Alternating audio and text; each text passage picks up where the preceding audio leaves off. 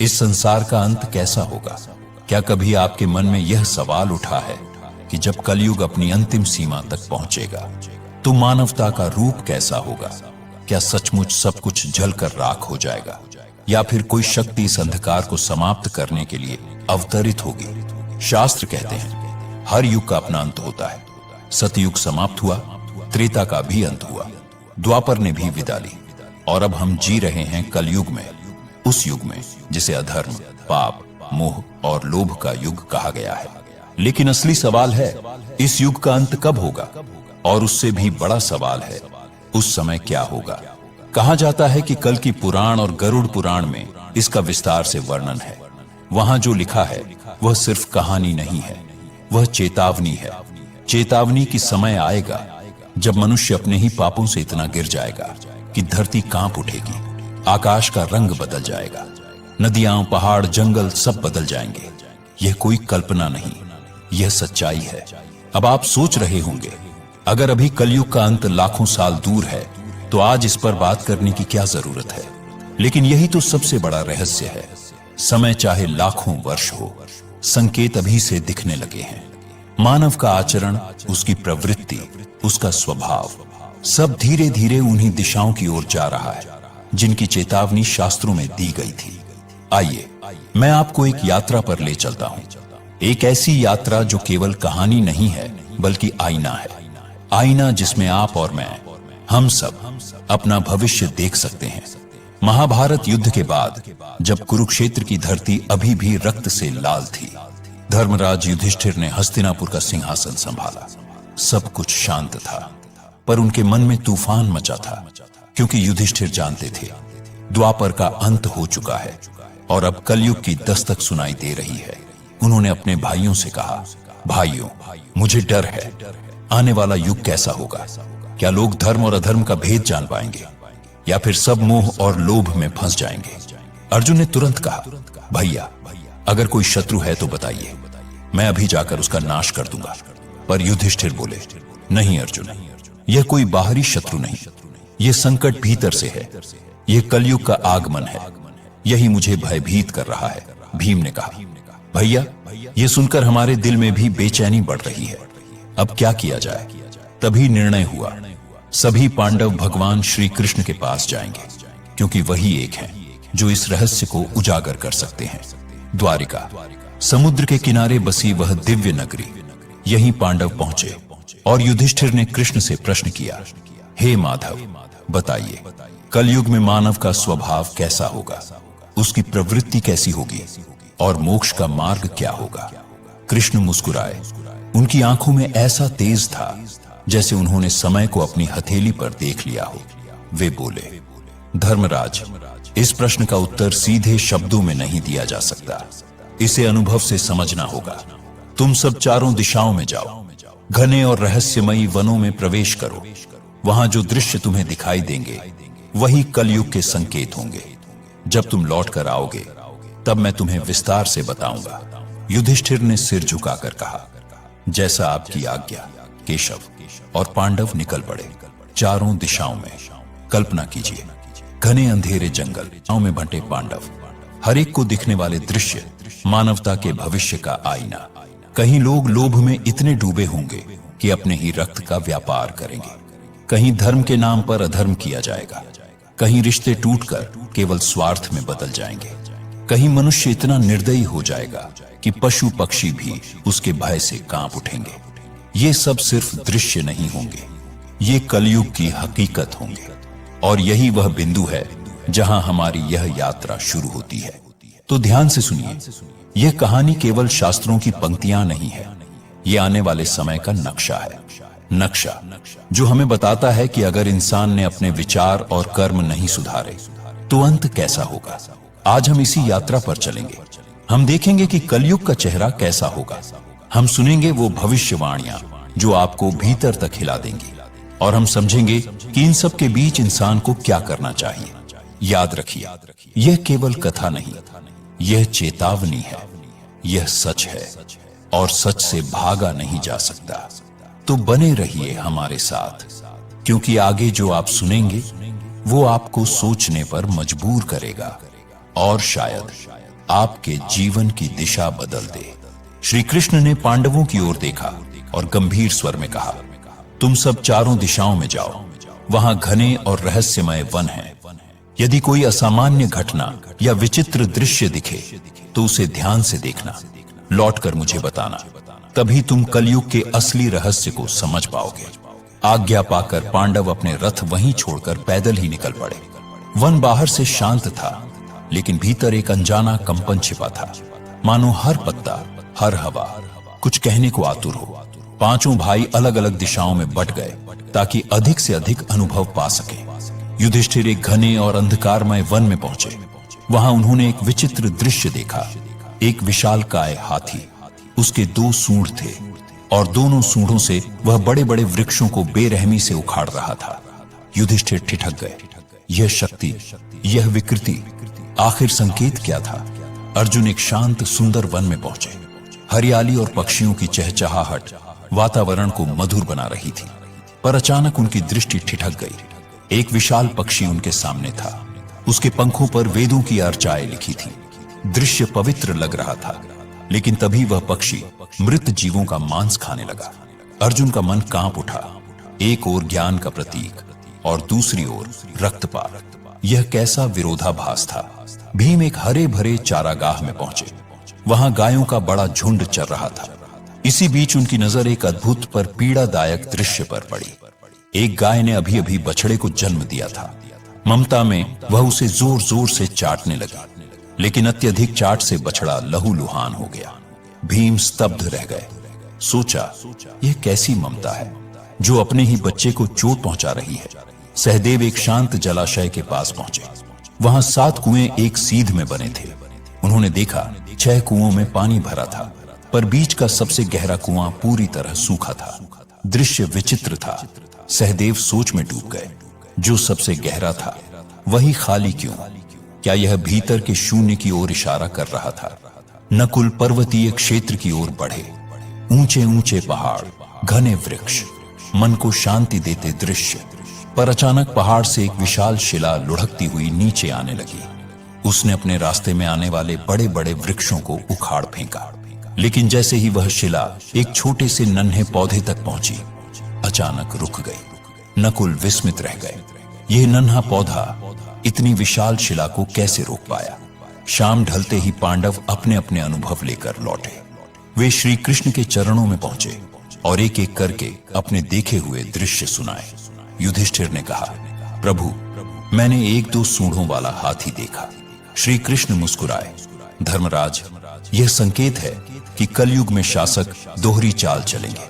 वे ऊपर से धर्म और न्याय का दिखावा करेंगे, लेकिन भीतर से प्रजा का शोषण करेंगे। दोनों ओर से वे केवल अपना स्वार्थ साधेंगे। अर्जुन ने कहा, प्रभु, मैंने एक पक्षी देखा। उसके पंखों पर वेद लिखे थे, लेकिन वह मृत जीवों का मांस खा रहा था। श्री कृष्ण बोले, अर्जुन, कलयुग में विद्वान और पंडित कहलाने वाले लोग ज्ञान तो रखेंगे, पर उनके हृदय पवित्र नहीं होंगे। वेद और धर्म का प्रयोग केवल धन और प्रतिष्ठा के लिए होगा। उनका आचरण ज्ञान के विपरीत होगा। भीम ने कहा, प्रभु, मैंने देखा एक गाय ने अपने बछड़े को इतना चाटा कि वह घायल हो गया। श्री कृष्ण ने कहा, भीम, कलयुग में माता पिता का अति स्नेह बच्चों के लिए बंधन बन जाएगा। वे प्रेम देंगे, पर वही प्रेम उन्हें आत्मनिर्भर बनने से रोकेगा। ममता का अतिरेक पीड़ा का कारण बनेगा। सहदेव ने कहा, प्रभु, मैंने 7 कुएं देखे। 6 में जल भरा था, पर बीच का सबसे गहरा कुआं सूखा था। श्री कृष्ण बोले, सहदेव, यह दृश्य बताता है कि कलयुग में लोग बाहरी रूप से तो समृद्ध दिखेंगे, पर उनके भीतर करुणा और सहयोग का जल सूख जाएगा। पड़ोस में कोई भूखा मर रहा होगा, फिर भी वे आंखें मुंह कर अपने स्वार्थ में डूबे रहेंगे। यही स्वार्थपरता कलयुग की सबसे बड़ी पहचान होगी। नकुल ने कहा, प्रभु, मैंने देखा एक विशाल शिला पहाड़ से लुढ़क रही थी। उसने बड़े बड़े वृक्ष उखाड़ दिए, पर एक छोटा पौधा उसे रोक सका। श्री कृष्ण ने कहा, नकुल, यह दृश्य दर्शाता है कि कलयुग में धन, शक्ति और सत्ता किसी को भी विनाश से नहीं बचा पाएगी, पर यदि कोई व्यक्ति सच्चे मन से भगवान का नाम ले, भक्ति में स्थिर रहे, तो वह नन्हे पौधे की तरह हर संकट को रोक सकता है। यही भक्ति इस युग में मनुष्य का सबसे बड़ा सहारा होगी। यह प्रसंग यहीं समाप्त नहीं होता। गरुड़ पुराण में एक और गहन और रहस्यमयी प्रसंग आता है। गरुड़ जी ने भगवान विष्णु से प्रश्न किया, हे प्रभु, चारों युगों सतयुग, त्रेता युग, द्वापर और कलयुग में कलयुग को सबसे भयावह क्यों माना गया है? इसके अंत के संकेत कौन से होंगे और यह युग किस प्रकार समाप्त होगा? भगवान विष्णु ने गंभीर स्वर में उत्तर दिया, हे गरुड़, कलयुग अधर्म, पाप और स्वार्थ का युग होगा। इस युग के अंतिम चरण में ऐसे संकेत प्रकट होंगे जो सृष्टि के विनाश की ओर स्पष्ट इशारा करेंगे। आओ इन्हें विस्तार से समझते हैं। कलयुग के अंतिम समय में मानव की आयु अत्यंत कम हो जाएगी। औसत जीवन केवल 20 वर्षों तक सीमित रह जाएगा। 12 वर्ष की आयु में ही लोग वृद्धावस्था के लक्षण दिखाने लगेंगे। बाल सफेद होंगे, चेहरे झुर्रियों से भरे होंगे और शरीर बीमारियों का घर बन जाएगा। यह शारीरिक पतन केवल शरीर का ही नहीं होगा, मानव जीवन शैली, आचार और नैतिकता भी पतन की राह पर होंगे। असंतुलित भोजन, अनियमित दिनचर्या और तनावपूर्ण जीवन के कारण लोग मानसिक और शारीरिक रूप से कमजोर हो जाएंगे। स्त्रियां केवल 8 से 9 वर्ष की आयु में संतान को जन्म देने लगेंगी, लेकिन उनकी दुर्बलता इतनी होगी कि वे बच्चों का पालन और पोषण ठीक से नहीं कर पाएंगी। बच्चे कुपोषण और कमजोरी से ग्रस्त होंगे। आने वाली पीढ़ियां लगातार अशक्त और रोगी बनती जाएंगी। परिवार और सामाजिक ढांचा पूरी तरह चरमरा जाएगा। लोग अपनी भौतिक इच्छाओं में उलझेंगे और रिश्तों, परिवार और प्रेम से विमुख हो जाएंगे। यह संकेत स्पष्ट करता है कि कलयुग के अंतिम समय में मानव की शारीरिक और मानसिक शक्ति का पूर्ण ह्रास होगा। समाज में अव्यवस्था, अराजकता और अशांति बढ़ जाएगी। विश्वास और आपसी प्रेम टूट जाएगा। केवल स्वार्थी जीवन का आधार बनेगा। कलयुग के अंत में नैतिकता और धर्म का इतना अधिक पतन होगा कि पतिव्रता स्त्रियां लगभग लुप्त हो जाएंगी। एक स्त्री कई पुरुषों के साथ संबंध स्थापित करेगी। यह समाज में नैतिक पतन और पारिवारिक विघटन का सबसे बड़ा संकेत होगा। विवाह और रिश्तों की पवित्रता समाप्त हो जाएगी। लोग धार्मिक कार्यों, पूजा पाठ, श्राद्ध, अंतिम संस्कार और विवाह जैसे संस्कारों से पूरी तरह विमुख हो जाएंगे। जल की कमी के कारण लोग स्नान करना छोड़ देंगे। इससे केवल शारीरिक स्वच्छता ही नहीं, बल्कि आध्यात्मिक पवित्रता भी नष्ट हो जाएगी। भोजन की आदतों में भारी बदलाव होगा। मांसाहार का बोलबाला होगा और सात्विक आहार जैसे फल, सब्जियां और अनाज दुर्लभ हो जाएंगे। लोग अपने पहनावे में भौतिकता को प्राथमिकता देंगे। चमकीले, तंग और भड़कीले वस्त्र पहनेंगे। समाज का वातावरण लालच, धोखा, स्वार्थ और कपट से भर जाएगा। रिश्तों में विश्वास खत्म हो जाएगा। लोग केवल अपनी सुख सुविधाओं और भौतिक इच्छाओं के लिए जीवन जिएंगे। धर्म और कर्तव्यों से विमुख होकर वे केवल सांसारिक सुखों की खोज करेंगे। गरुड़ पुराण यही शिक्षा देता है। धर्म और नैतिकता ही समाज को स्थिर और सौहार्दपूर्ण बनाए रख सकते हैं। कलयुग के अंत समय में प्रकृति पर भीषण संकट छा जाएगा। वृक्ष फल और फूल देना बंद कर देंगे। केवल शमी वृक्ष ही जीवित रहेंगे। लोग शाकाहार को लगभग पूरी तरह त्याग देंगे और मांसाहार पर निर्भर होंगे। भोजन तामसिक और रोगकारी होगा। लोग अल्पायु में ही गंभीर बीमारियों का शिकार होंगे। गायों की पूजा का महत्व समाप्त हो जाएगा। वे केवल दूध और मांस के लिए पालेंगे। वनों की अंधाधुंध कटाई, प्रदूषण और प्राकृतिक संसाधनों के दुरुपयोग से पर्यावरण का संतुलन पूरी तरह बिगड़ जाएगा। फलहीन वृक्ष और जलवायु असंतुलन समाज में भोजन की भारी कमी पैदा करेगा। लोग भूख और कुपोषण से ग्रस्त होंगे। आने वाली पीढ़ियां लगातार दुर्बल होती जाएंगी। यह संकेत हमें याद दिलाता है, प्रकृति का संरक्षण और सम्मान ही मानव अस्तित्व को बचा सकता है। कलयुग के अंतिम चरण में वर्षा अत्यंत कम हो जाएगी। खेतों में अन्न का उत्पादन लगभग बंद हो जाएगा। जो थोड़ा बहुत अन्न उगेगा वह बेमजा और पोषक तत्वों से रहित होगा। फलों में मिठास और रस का अभाव होगा। लोग भोजन और पानी के लिए तड़पेंगे। केवल बकरियों का दूध ही एकमात्र सहारा बचेगा। यह स्थिति सामाजिक और आर्थिक संकट को और गहरा कर देगी। खेत और कृषि कार्य ठप हो जाएंगे। भूखमरी, अशांति और हिंसा बढ़ जाएगी। यह संकेत बताता है कि पर्यावरणीय विनाश और मानव की लापरवाही ही आने वाले संकटों की जड़ है। गरुड़ पुराण हमें यही सिखाता है। प्रकृति का संरक्षण, संतुलित जीवन और धर्म पालन ही मानवता को बचा सकते हैं। कलयुग के अंत का सबसे भयावह संकेत होगा 7 सूर्यों का उदय। भगवान विष्णु स्वयं सूर्य की अग्निमय किरणों में विराजमान होंगे। 7 सूर्यों की तपिश से नदियां, समुद्र, तालाब, झीलें सब सूख जाएंगे। धरती का हर जीव, हर वृक्ष, हर पर्वत असहनीय गर्मी से झुलस जाएगा। धरती की सतह पर केवल धधकती हुई राख और उठता धुआं शेष रहेगा। यह दृश्य संपूर्ण सृष्टि के अंत का उद्घोष होगा।